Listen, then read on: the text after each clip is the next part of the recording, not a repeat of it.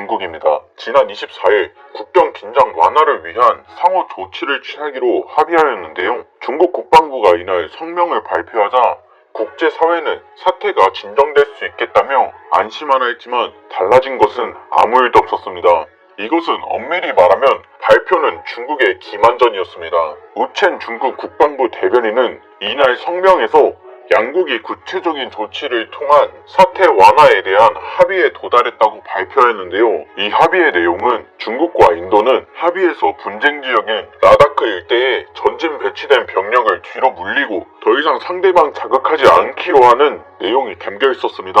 하지만 이렇게 가만히 있을 중국이 아닙니다. 합의는 하였지만 뒤에서 뒷담화를 엄청 해대기 시작합니다. 우첸 대변인은 성명에는 합의 사항 내용만큼 인도에 대한 비난도 잔뜩 담겨있을 뿐만 아니라 인도에 대한 불편한 속내까지 드러내며 화를 내고 있는데요. 우첸 대변인은 이렇게 말했습니다.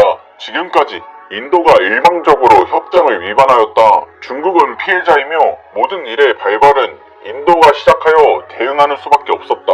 즉, 지금까지 발생한 사건의 모든 책임은 인도가 져야 하며 자국의 사상자가 발생한 만큼 엄중히 사건을 다뤘으면 한다 라고 국제사회에 어필하기 시작하였습니다. 그러면서 사태를 평화적으로 해결하기 위한 대화 제안은 여태 중국 측에서 했으며 인도도 여기에 동의한 만큼 인도 정부는 협정을 준수하기 바란다고 덧붙였습니다.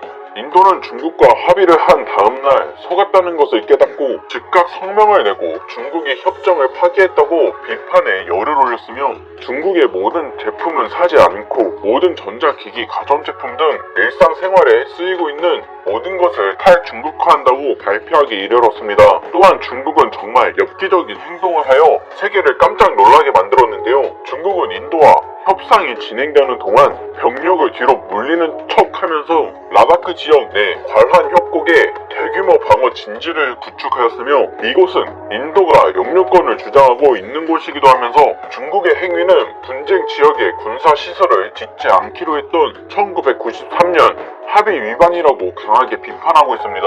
만약 인도가 중국 진지를 공격할 시 진짜 상상하는 기 이상이 벌어질 수 있어 세계가 주목하고 있는 이유 중 하나입니다. 이미 중국은 인도와 합의를 지킬 마음은 눈꼽만큼도 없었을 것입니다. 왜냐하면 중국은 6월 초부터 라다크 일대에 자국이 자랑하는 최신형 무기들을 대거 전진 배치하고 있으며 또한 시장 군구 예하 대대급 부대들과 제76 여단군 예하 합성 여단, 직속 공강 병군 1개 여단을 라다크 인근 고원지대에 배치해 고지대 적응 훈련과 전술체계 훈련 등을 지속적으로 해오고 있었으며 라다크 일대의 중국군이 증가하자 인도도 최신 무기를 대거 전진 배치하였고 미국과 러시아, 유럽에서 사들인 좋다는 무기는 전부 가져와 맞대응하기 시작하였습니다. 때문에 메이드 인 차이나 핸디캡이 있는 중국군을 상대로 해볼만 하다는 것이 인도군의 판단입니다. 실제로 라다크 일대에 배치된 인도군 병력은 무기 박람회를 연상케 하였는데요. 보병들은 최근 구입한 최신형 소총과 포병은 대한민국의 K9 면허 생산용 K9 바즈라-T 미국제 경량 곡사포로 무장하고 있으며 기갑 부대는 러시아제, 공중에는 미국산 아파치 가디언 공격 헬기와 치누크 수송 헬기, 러시아제 수호이 30 전투기, 프랑스제 미라지 2000 전투기가 하늘을 날고 있으며 반면 중국은 인도군이 선진국에 최신형 장비를 배치하고 있지만 실제 사용자는 인도군이란 사실 때문에 별로 긴장하지 않는 분위기입니다. 여기서 한 발 더 나아가 중국의 지상군 99A형 전차와 96B형 전차, 15식 경전차 주축으로 편성된 기갑 부대가 라다크 인근으로 이동 배치되어 준비를 마친 상태로 대기 중이며 포병은 트럭에 곡사포를 얹은 차륜형 자주포 PLC-181과 155mm 자주포 등 중국이 자랑하는 가장 최신의 포병 장비들이 대거 등장하였습니다. 중국의 이러한 장비들을 가지고 어떤 부대가 작전을 수행하는지를 매체를 통해 연일 소개하고 있으며 인도군에게 보내는 일종의 무력 시위입니다. 그런데 이렇게 최신이라고 자랑하던 무기들이 제 갈 길 못 찾고 허둥지둥 거리고 있으며 메이드 인 차이나 핸디캡을 노출해버렸습니다. 이번 사건의 발단은 지난 17일 일어난 일입니다. 중국 관영 CCTV 시장공구 관할구역 내 포병 화력 운용 시범이 있었습니다. 이번 시범은 인도 시킴 지역에서 직선거리 약 200km 남짓 떨어진 남쪽 지역 해발 4,700m 고원 지대에서 이루어졌습니다. 영상 속 중국군은 그야말로 첨단 과학기술군이었습니다. 정찰 부대의 소형 무인 정찰기가 확인한 적 정보가 포병 부대의 사격 통제 컴퓨터에 전송되고 데이터를 바탕으로 포병이 포격을 가해 적 진지를 초토화시키는 장면이 나왔습니다. 사격이 끝남과 동시에 중국군 전차들은 빠른 속도로 돌진해 적의 벙커와 참호에 사격을 퍼붓는 장면과 헬기를 탄 공중 강습 부대는 적 후방의 지휘소를 타격하고 전적을 소탕하는 모습까지 영화 속에서나 등장할 만한 멋진 장면의 연출입니다.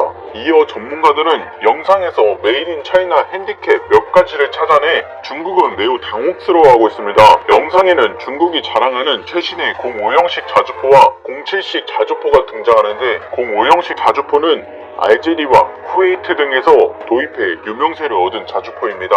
중국의 주장에 따르면 전투 중량이 35톤 정도로 가볍지만 세계 정상급 주포와 자동장전 장치, 사격 통제 장치를 가져 분당 8에서 10발의 사격이 가능하며 최대 사거리도 대한민국의 K9이나 PZ-2000과 같은 서방 국가의 정상급 자주포 평균 사거리인 40km를 가볍게 능가하는 50km 수준이라고 주장하고 있는 상황입니다. 물론 중국이 발표한 재원을 그대로 믿는 전문가나 일반인들도 거의 없을 것입니다. 위에서 중국이 주장하는 재원은 한국의 자주포나 독일 세계 정상급의 기술이 적용된 자주포조차 아직 사거리와 발사 속도를 구현하지 못했기 때문입니다.